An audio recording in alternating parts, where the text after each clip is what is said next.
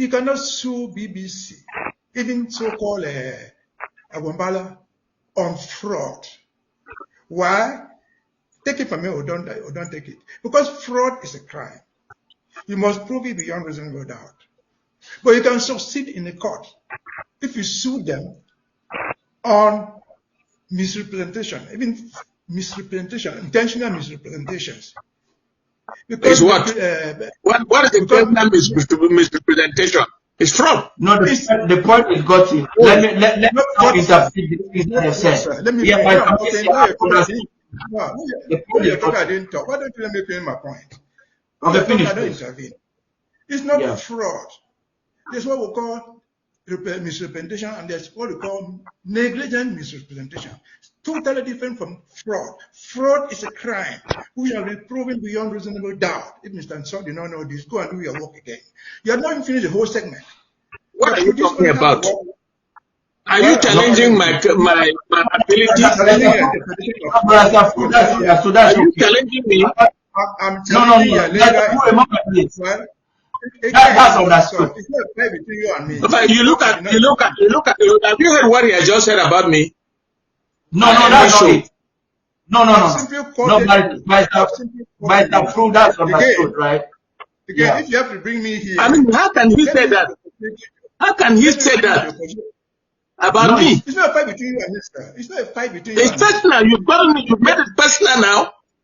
You said it was fraud. I simply quoted you. You said it was fraud. I am saying intentional misrepresentation. Intentional misrepresentation could be fraud, depending upon the fact. Intentional misrepresentation could be fraud, depending upon the facts. You didn't say intentional. That's what I'm telling you. Intentional misrepresentation is fraud sometimes. But anyway, if you want to answer this program, give me the opportunity to say what I want to say. By some means, I see what you want to say here. Listen to me. When my Nso talks, I don't intervene. I stay quiet. Yeah, we have been talking now for over 1 hour. I have not said anything. Yeah, but if you say that I should go and learn, I should go and learn. You ask me to go and learn at this age. Well, my friend, that's personal. Well, it's not personal. I simply quoted you. You said this thing was fraudulent. Quoting by Nso. You said it was fraudulent. There's nothing. No. I said intentional No, listen to me. I said intentional misrepresentation can be fraud. Well, let me remember my point. The bottom line is, if you want me to come to these programs next time, make sure when you give me the opportunity to speak for 5 minutes, for 3 minutes, let me speak. When any of you speaks, or when I speak, go ahead and keep going. I don't intervene in their contributions. Yes, that's true. By some Mbesiha, keep your point. Make your point. Yeah, whether you like it or not, it should not be a quarrel between you and me. Ambassador is not me. It's not you. No, that's true. That's what I'm saying. That make your point so that you can get the point you're making. I don't see this. No, listen. I don't see this hyper. That when I take my own 3 minutes, you say no. The time you shoot too short, the program is so close. That is disrespectful of me. When it's over 10 minutes, Mbesiha, make your point. Let me be a little bit cautious. I'm making the point not to Paddy. I'm making this point to the world that is following us. I'm not making the point. Yes, that's why I'm giving you the opportunity to now make the point. So I've made the point. Like it or not, that's my stand. Okay. That I find it. Look, this is a fraud on the Amazonian people. The British should know that anybody who did this documentary from the British media should know that that was fraud committed on the Amazonian people. Tell the story as it is. The least you can do is to tell the story as it is. And Ogobala will sit there and lie. It's a travesty of a lawyer. Just to confirm some of the things and to enable this conversation in a way that it should go, is the fact that we are seeing progressive flip-flopping of Ogobala. He's first of all not willing to be on exile. He's not willing to stay in prison. But Mr. Mbesiha, I want to get your reaction to this. Well, my reaction is that it's good for us to go back to the drawing board of this segment so as to be sure of what we're talking about. You see, this segment is titled ABC Fraud, a BBC fraud exposed. Is there any fraud by the BBC? Certainly not. That documentary, all the narrators in that documentary, they don't work for the BBC. The documentary simply aired through BBC. So if there was something there that we disagree with, it is not with the BBC. I just like Mr. Nso is saying, that's a word matter talking. It is not BBC. They simply aired the documentary. And so if there's any fraud, it is not their fraud. If I had the opportunity, I would simply put it as a misrepresentation. The facts are simply misrepresented. And having said that, only in one sentence, what I will do next is simply to go and correct the misrepresented facts. Because the problem we have, which I've always tried to say, is this: sometimes we spend more time disagreeing with somebody who does not agree with us than putting our own points, which are the correct version, which would be the correct version. So, because I think I've learned a bit from the American political system. When you get an American politician, a Democrat, a Republican, in a press conference, they don't have up to an hour. They have about 30 minutes, 25 minutes at most. And then if you ask that guy, if he's a Republican, a question, he would turn to what the Republicans want and explain only that one, because that's what they want you to hear. They're not going to waste their time castigating the Democrats or vice versa. They will say this is the position of Trump. We want to deport people who are illegally here. It doesn't matter whether Biden accepts or not. This is our policy. And so we should focus on these things. What is misrepresented there is what we should be trying to let the world understand. Because when we put it be a BBC fraud, we target the BBC. The BBC is not, to the best of my knowledge, it's not the spokesman. But Mr. Mbesiha, let me come. I can cue you. I'll cue you in. You're going to speak. I'm sorry for that. Let me explain the reason why I think it's a BBC fraud, and I can argue that. Because the BBC has an editorial. I do the news every day. BBC cannot claim that they brought Agbobala. This was not an interview. This is a documentary which has been sponsored by the BBC. And the BBC is liable to the documentary because the documentary was scripted. Correct. You get it? Correct. Now, if it was random, so the BBC what I'm saying is a legal thing. If BBC thinks that I have caught it a fraud and I am wrong, let them take me to court. I am saying that BBC's documentary is a fraud because BBC could have processed it and choose not to air it because BBC knows the truth. So the BBC documentary is a fraud. I'm happy that you agree with me that there are misrepresentation. And that's why BBC should have, right now, if I'm talking to you, you say something that's a misrepresentation, it's a live show. I can't edit it. It is good for me to claim that it's a misrepresentation.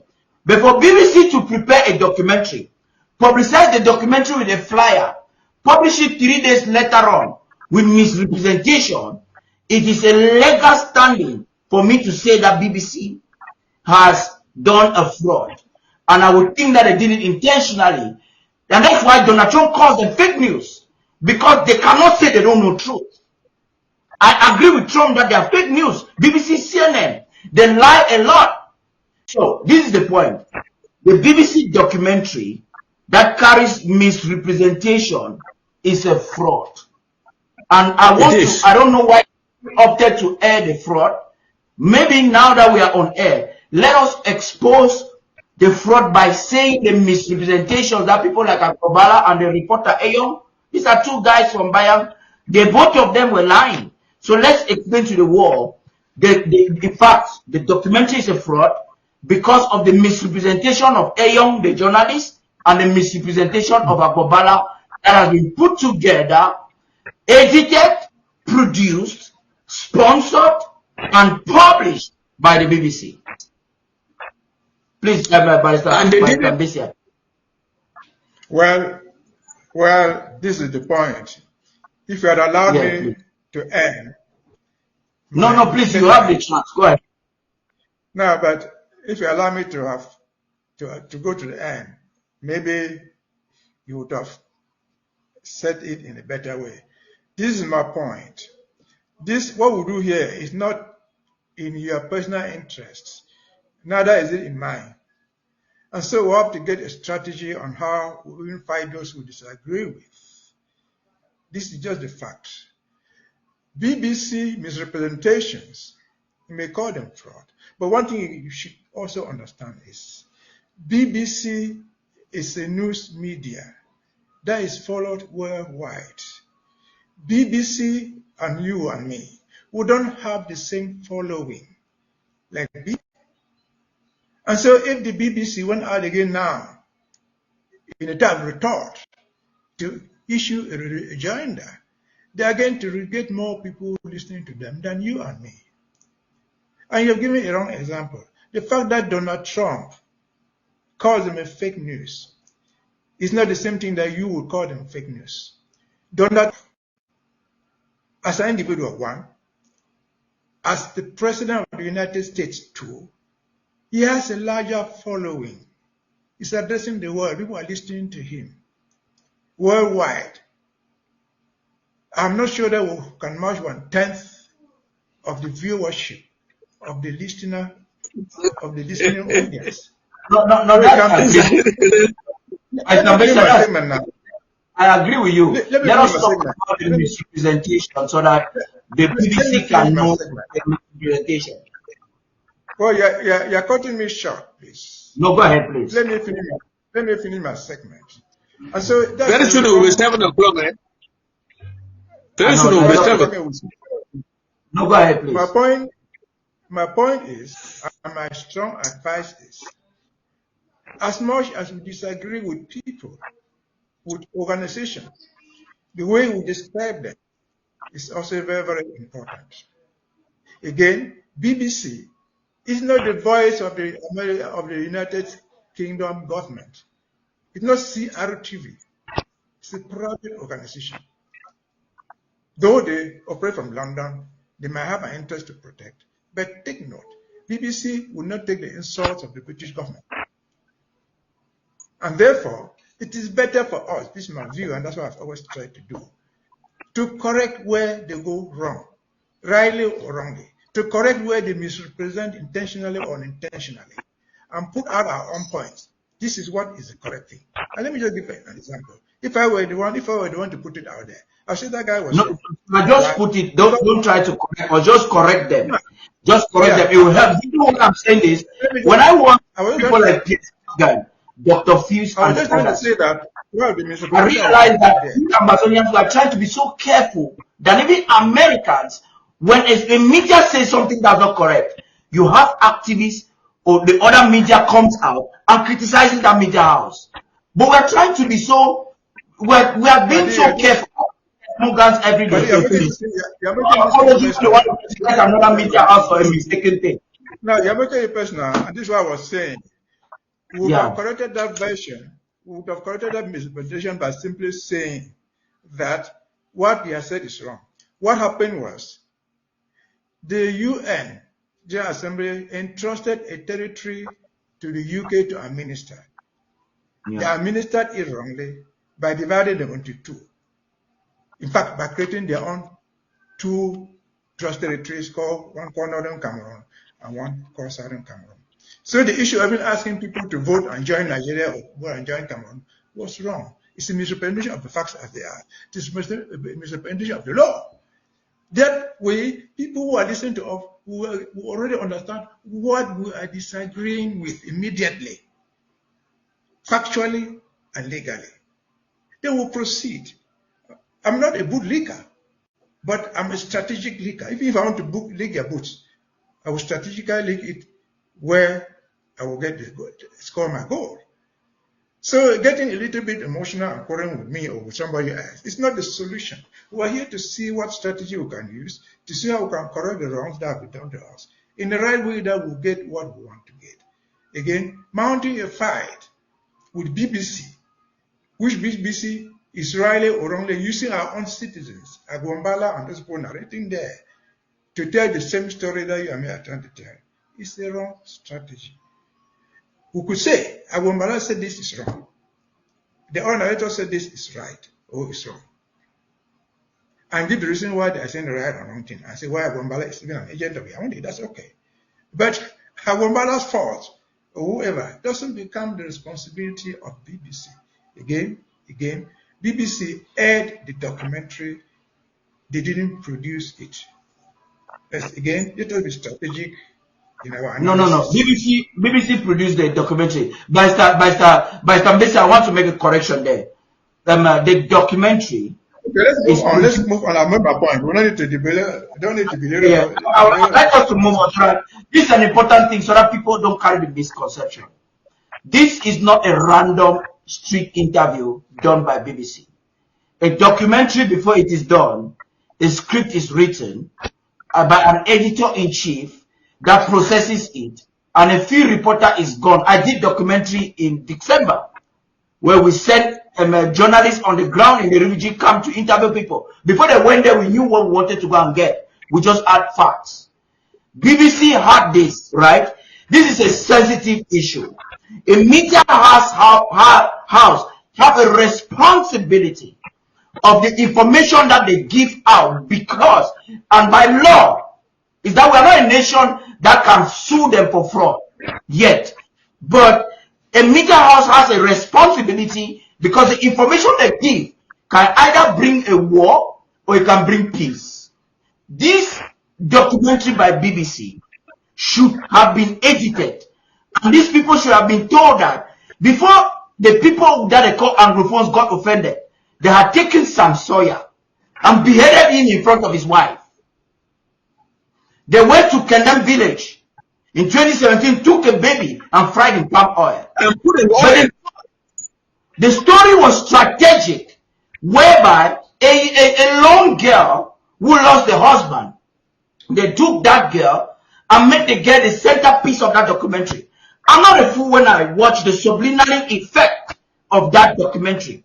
I listened to it. The documentary was strategic enough to paint the struggle that the people of Amazonia are killing their own people. And BBC watched this documentary after they produced it and aired it. So it is a fraud. Now let us expose the fraud by educating people that this information given by BBC is not true. If BBC is offended, let them sue us. We are saying that their documentary is a fraud. I agree. Okay, please. Yeah, but Fru, you wanted to make a contribution. They carefully left out the declaration of war, which was what sparked this war. They left that out. Why? To benefit, so that the regime can benefit. They left out the fact that it was not it was a war declared on the people of the southern Cameroons by La République du Cameroon. It had nothing to do with language. And all the lies told by the narrator, who happens to be, I'm now hearing that he's a Mafe man, just like Agwambala.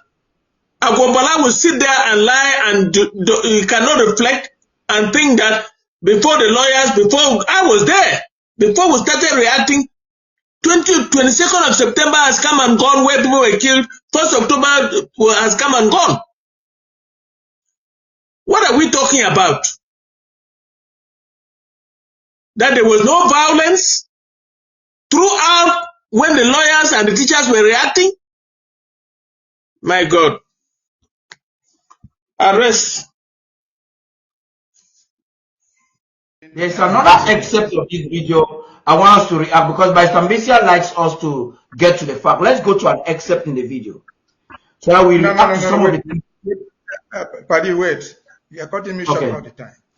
You No, go ahead. to do things because we are reacting to what you have not even put forward there. I've not heard the whole story. But again, when we are here, my advice, and my very strong advice, is the way we float out words is important. And you have said 2, 3, 4 times, suing somebody. And let me say it here emphatically. There is no way, there's no court based on what you have produced there, just that segment. You cannot sue BBC, even so-called Agwambala, on fraud. Why?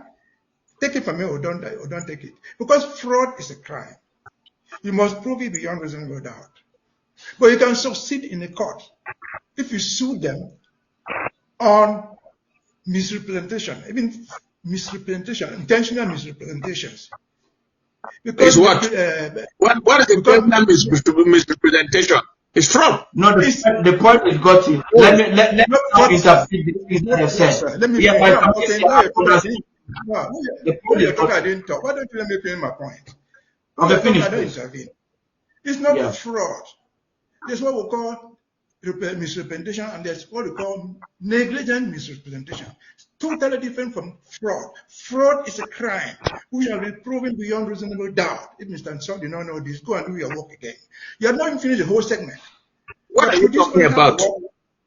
Are you challenging my ability? Are you challenging me? I'm challenging your legal. That's understood. It's not fair between you and me. But you look at. Have you heard what he has just said about me? No, that's not it. No. By Fru, that's understood, right? Again, if you have to bring me here. I mean, how can he say that? How can he say that about me? It's not a fight between you and me, sir. It's not a fight between you and me. It's personal. You've made it personal now. You said it was fraud. I simply quoted you. You said it was fraud. I am saying intentional misrepresentation. Intentional misrepresentation could be fraud, depending upon the fact.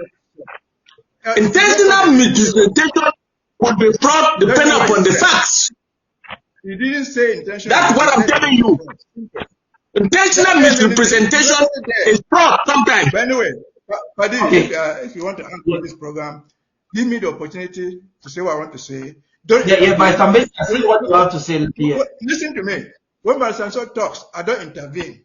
I stay quiet. Yeah, we have been talking now for over 1 hour. I have not said anything. Yeah. But if you say that I should go and learn, I should go and learn. You ask me to go and learn at this age. Well, my friend. That's personal. It's not personal. I simply quoted you. You said this thing was fraudulent. Quoting Mr. Nso. You said it was fraudulent. There's nothing. No. I said intentional listen to me.